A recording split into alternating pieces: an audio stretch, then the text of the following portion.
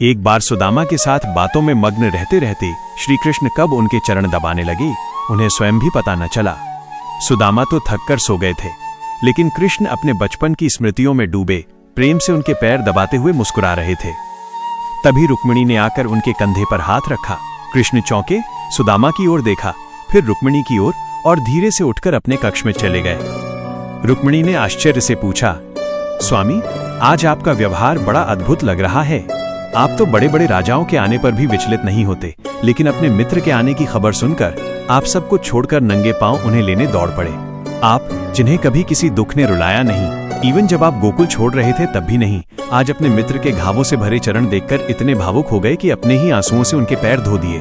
और आप तो नीति, ज्ञान और विवेक के प्रतीक हैं, फिर भी बिना कुछ सोचे आप उन्हें तीनों लोकों का वैभव देने को तत्पर हो गए।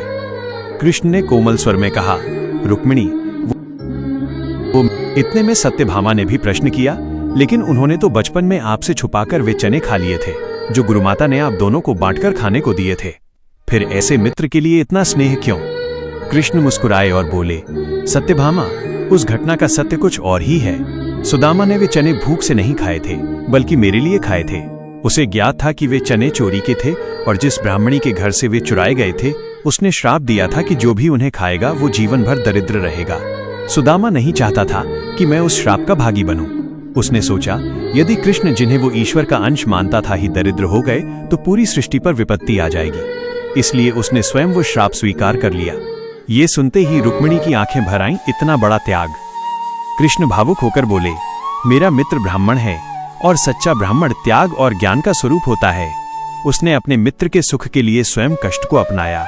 जब मैं गोकुल से विदा हुआ तब इसलिए नहीं रोया क्योंकि यदि मैं रोता तो मेरी मैया यशोदा अपने प्राण त्याग देती, लेकिन आज सुदामा के चरणों के घाव देखकर मेरा हृदय भर आया।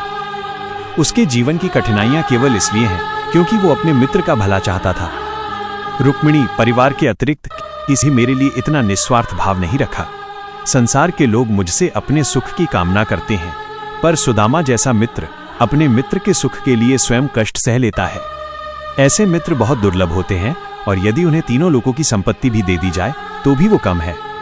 कृष्ण की वाणी भर्रा गई।